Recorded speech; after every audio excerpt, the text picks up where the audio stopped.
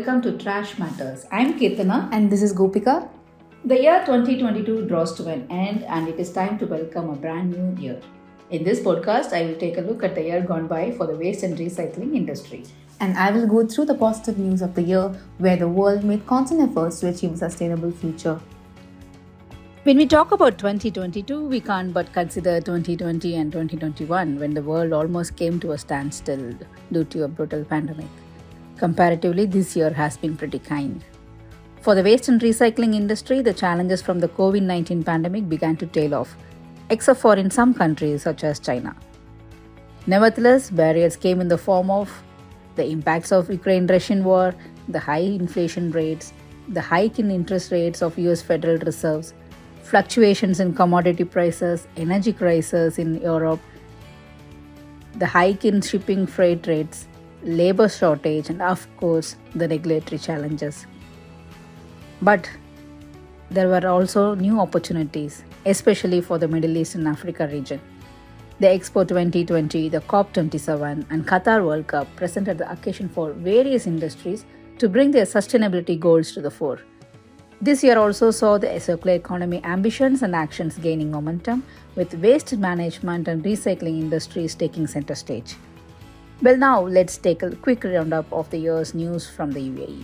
In February, Dubai Can Initiative was launched to cut down the use of single-use plastic bottles. The initiative aimed to encourage residents and citizens to use refillable bottles and drink water through the water dispensers set up across the city. Encouragingly, many organizations came on board to set up such dispensers across the emirate. One of the biggest news of the year was the no waste announcement by the Environment Agency of Abu Dhabi. In April, it announced that Abu Dhabi has plans to ensure no waste is sent to landfills after 2071. In May, the Middle East's first waste-to-energy plant opened in Sharjah. The Sharjah waste-to-energy plant will divert up to 3 lakh tons of waste from landfills annually. Abu Dhabi also brought in the ban on single-use plastic grocery shopping bags from June 1st. Meanwhile, Dubai's green tariff also came into effect on July 1st. A charge of 25 fils has been imposed on all single-use bags that have a thickness of less than 57 micrometers. In September, a global B2B digital trading platform for recycled plastics was launched in Abu Dhabi. In October, Sharjah too imposed a tariff of 25 fils on each single-use plastic bags presented to the consumer. It announced complete ban from 2024.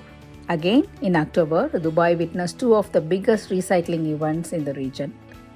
Members of the Bureau of International Recycling and the Bureau of Middle East Recycling gathered for their respective conventions in this month.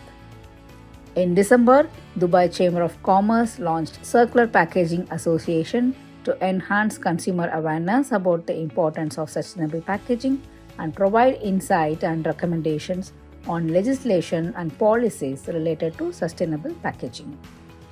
The same month, the UAE launched a drive to cut food waste in dozens of schools across the country. The Waste Free Schools campaign aims to educate pupils and staff on the steps they can take to bolster the environment. These are the top 10 picks of the year 2022 from the UAE, and we have a lot to look out for in the new year. In 2023, Dubai Waste Management Center, the largest waste-to-energy project in the world, will start its operations. 2 of the center's 5 treatment lines will be in use at first, processing 2,000 tons of solid waste each day to produce 80 megawatts of renewable energy. The UAE will host the COP28 and it is expected to be the biggest event in the country next year, and the preparations are already underway. It marks the conclusion of the first global Stocktake, a comprehensive assessment of the progress made in achieving the goals of the Paris Agreement. Again, one of the most anticipated regulatory changes will come from the European Union's waste treatment regulation. It will be introduced for voting in January.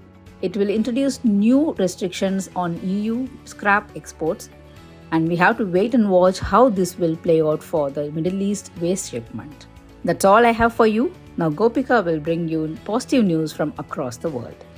Well, before I hand over the mic to Gopika, I wish to give you a preview of what we have planned for the magazine in 2023. Apart from new columns, new articles, and new areas of focus under waste and recycling, we will be organizing a few big events. In March, we will be organizing the Recycling Confex, which will focus on paper, metal, and electronic and battery recycling. In May, we will be organizing a conference on waste management and circular economy. And in June, our Sustainable Packaging Conference will be organized, and this time it will be in person. And finally, Waste and Recycling MEA website will sport a new look and feel. Stay tuned for more updates. Now, over to Gopika. You'd never know it from the headlines, but 2022 was a great year for good news. I just don't mean the big stuff like the biggest climate bill in the history. No, I mean the good news in 2022. So, ready to celebrate the good things happen in the world? We have come to the end of another year, and the good news is we did it. Amid smooth dragging of the feet on climate issues by corporations, we have had some notable wins in the climate and environmental justice space to inspire us to stay strong and hopeful in a fight for a better, greener, and fairer world for all. Being the last show of the year, I'm excited to bring you some positive, uplifting stories that will remind you that the world can be a better place to be in and we can make a difference if we work together. Sounds good? Let's move on. Now, talking about nature, the European Union to impose world's first carbon tariff on environmentally damaging imports. A deal to impose carbon dioxide tariff on imports of polluting goods such as steel and cement. Organizations around the world are rebuilding mangrove forests in coastal areas where they've been destroyed. For coastal communities like those in Bahamas, mangroves mean stability and protection. They are a safe harbor for hundreds of creatures and they help protect them from threats associated with climate change, including worsening storms, rising sea levels, and erosions. Moving on to the other stories. Cigarette butts are turned into mosquito repellent and stuffing for soft toys at an Indian factory. An estimated 4.5 trillion cigarette butts are littered worldwide each year, 90% of which contain non-biodegradable plastic filters. Reprocessing them into a range of products, including toys and pillow, is the brainchild of businessman Naman Gupta.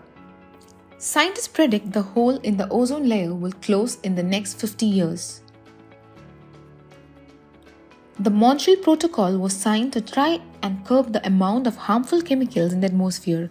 Scientists say it is a significant milestone on the path to recovery. The Dutch company Ranmarine has deployed several 157 cm wide aquatic drones called Waste Shark that capture waste and bring it back to the land.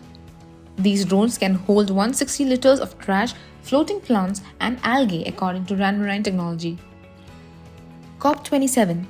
Countries reached a long-awaited deal to provide compensation for climate change damages to vulnerable developing nations. Creating a specific fund for loss and damage marked an important point for the progress, with the issue added to the official agenda and adopted for the first time at COP27. Now, the last story of this episode. The Great Barrier Reef's coral is recovering. The northern parts of the Great Barrier Reef in Australia are seeing the record levels of coral cover, the highest they have seen in the past 36 years. Even though the future of the reef is not secure due to the impact of bleaching, animal activity, and weather events, it shows that the Great Barrier Reef remains resilient. So that's all in the good news for today. Actually, that's nowhere near all, but remember, bad news breaks suddenly, but good news is happening everywhere and all the time. Good day, everyone.